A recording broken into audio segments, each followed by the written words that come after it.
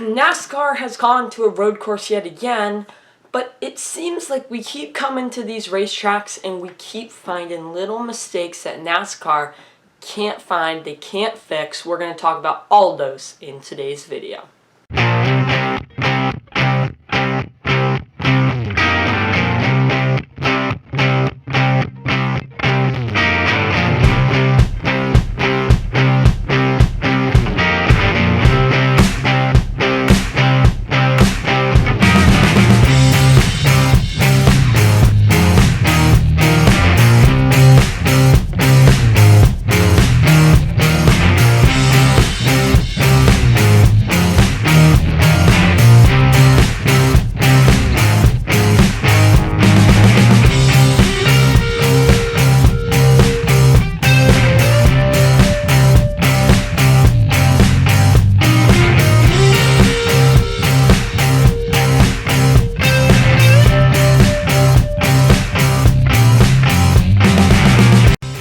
Hello everyone and welcome back to another video. So today we have a lot to talk about in this video. First of all, Tyler Reddick wins the race. Congratulations to Reddick. He's done a great job all season long. And along with Reddick, Ross Chastain has found himself in the news for an incident that involved him and NASCAR, and we'll look at the point standings, the finishing results, and we'll talk a little bit maybe about something that kind of popped into my mind about kissing the bricks on the road course. Okay, first off and foremost, I want to talk about this, how this all kind of came out and what we're talking about. Ross Chastain. So we all know that turn one was a literal disaster all day. The teams would all get clumped up into turn one. You try to make the turn, failed. You try to do this, failed. Turn one was utterly a disaster. You couldn't do anything in it. There was nothing worth even trying. You just couldn't pull anything off. And that was simply it. Turn one was disastrous, and there's nothing you could have done about it. You had pile up after pile up after pile up, and all weekend there was a conversation about this access road to avoid a wreck or a crash or a pileup that you could cut through, and then you would make your way in front of the leaders and avoid contact, avoid wrecking equipment, and whatever.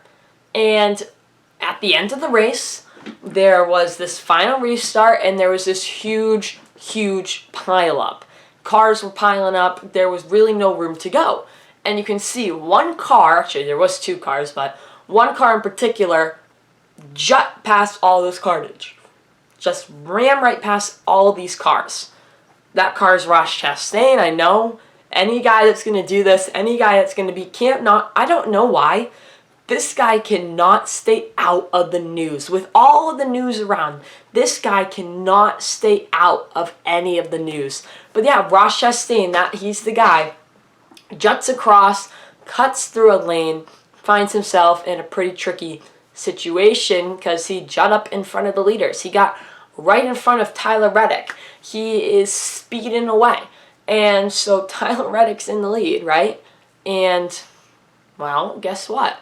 Now Tyler Reddick's not, because Ross Chastain cut in front of him. And for the second year in a row, nobody knows what's happening. Nobody knows if NASCAR is even communicating with this driver. Did Ross Chastain just receive a penalty? And in the post-race interview, Tyler Reddick said, I didn't know if I should race him. I didn't know if I should just leave him be. I didn't know what I needed to do. And that is a big concern for NASCAR. They need to be able to get this communication out quickly. Hey, get on the road, you got a 30-second penalty. That is what the NASCAR officially deemed a penalty. But I really don't think Ross Chastain, technically, if we looked at the rule book, got a penalty. Now, I don't know. I'm not the rules expert. I obviously didn't read the rules this weekend. But from what I was hearing, and from the surface of it, from the broadcast, even Steve Letart's way he was talking, I have a feeling that you did not need to. Ross Chastain could have not gotten a penalty there. And NASCAR needs to be very strict on that. If you're going to do that, you need to be able to take a penalty. And you know what I mean? That should be worst case scenario that you have to cut turn 1. It's got to be so bad where you wouldn't want to take this penalty. It's like a drive-through stop penalty instead of, and this is a 30-second penalty where you have to stop, basically let a whole group of cars go by and go again. Maybe a drive, penalty needs to be severe. And this penalty is pretty bad, but in the official rulebook, I really don't know if Chastain should have got that penalty. Austin Dillon got the same penalty. I really don't know if those guys should have gotten a penalty. In the official rulebook of NASCAR, I don't really think they should have gotten one. And Ross Chastain, very blunt in his post-race interviews. He's very always like that. He's very quick to get to the point, quick to get away from an interview. And I don't know. I found it very interesting. I found it very good. And, was it Parker Kligerman who was doing that interview? No, I think it was Dave Burns. Parker Kligerman, by the way, is just straight to the point. He asks the hard questions. He's great at an interview. Parker Kligerman gets the A+ for interviews because he is very good at it and can continue to do that because he is so good at making those post-race interviews and making them happen and making them good. So, good for him. The other real thing that happened in this race, besides that one incident, is we had Tyler Reddick win again. And how big is this? A guy that's coming off a huge announcement and kind of backlash from his own team. Thoughts that he might not even have a ride next year because RCR is so mad that they might fire him. Talking about Parker Kligerman, Parker had a great interview with Richard Childress, who kind of said, you know what, in the Kevin Harvick deal, we made a joint statement. There was no joint statement here, and that made us pretty upset. A great response from Richard Childress. The first real in-person response we have from him on national television on Big Boy NBC. That was great. That was also, I think that was in the post-race show, so you had to get on Peacock. A different situation because that's another big argument. Why do I have to go to Peacock when I'm watching the race on NBC? So much flipping through, and it's like, why? That's a song for another time. But for the most part, that incident, and today to win with Richard Childress racing, he's still racing hard. He's going to race hard next season. This is just where you have to take that reset. And I think this is perfect for Reddick to say, hey, guys, I'm not backstabbing you. I'm here for you for this whole next season. We're going to race hard. We're going to win races. But, we're going to have a chance at a championship potentially next year. I don't think he'll win the championship this year, but he could have a chance for a championship next year. And that's what this team needs to be like, yeah, you know what? Take the reset. We know we got one more year with this guy. One more year to prove that we're that good. And one more year to do amazing things. That's the way you need to be. That's the reset button that they need to take. And sure, there's going to be a new driver in that car after next season. And sure, this might be the last season you have Tyler Reddick. Sure, this could be a crazy thing. But that's what's going to happen. And that's what they need to deal with. Just take it and let it happen. And that's kind of where I am with this Tyler Reddick situation for these guys. They know what's happening. They know what they need to do. Now it's about executing. And this is a huge win for Tyler Reddick to basically say to these guys, let's just take the reset button. No hard feelings. Let's go and get some wins. Alright, now let's take a look at our finishing results from today's race. Tyler Reddick, as we talked about, takes his second career victory. Very good for him. 2 wins. Timing couldn't be any more perfect.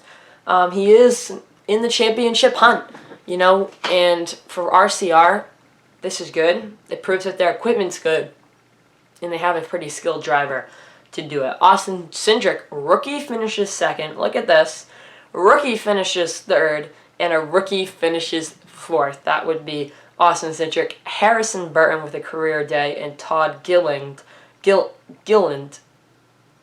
it Todd Gilliland? I think I might be saying it wrong. My bad. But Todd Gilliland is in fourth, and Bubba Wallace in fifth. These rookies, great job for all 3 of them, Cindric, Burton, and Gilliland. what a finish for all of those guys. You know, career days for two of them, and even for Cindric, big. Cindric, he's going to break through at one of these road courses, and it's going to be great. Right now, you got to give him some time, but he is going to break through at one of these road courses, and could it be coming up at Watkins Glen? Maybe. Could it be at the Roval in the playoffs? Cindric is in the playoffs, if you don't remember. He would have to sneak past, I want to say, the first round. Or is the Roval in the first round? So, I mean, I don't know, because they shook up the whole playoff situation, so. But, you know what I mean? This is big for him and his team, and they can do great things. It's just, will they have the equipment to do it? And will they have the motive to do it? And right now, they're in that spot where they could do good things. Harrison Burton, career day. Obviously, great to see for him. A guy that hasn't really done much this season, being in a spot now where he's performing very well. Todd Gilliland in fourth. Great day for him as well. I mean, another rookie. That team has had, I think, 3 rookies in the last 3 seasons. Kind of breaking out of that now, which is good to see. Bubba Wallace in 5th. Joe Logano in 6th after the end of the race. His car caught on fire, kind of. It's the second time that happened today. We keep talking lately about next-gen safety. Is the next-gen car safe? That's another thing we need to talk about. A.J. Allmendinger finishes 7th. Michael McDowell finishes 8th. Cole Custer in 9th. Chris Buescher in 10th. Kyle Busch finishes in 11th. Today, that was Christopher Bell in 12th. Stenhouse in 13th. Hamlin in 14th. And Jones in 15th. A lot of these guys jumped up and finished here, like McDowell, and Allmendinger had a painful day. His cool suit failed. Notable finishers outside of the top 15. In last place, Almirola.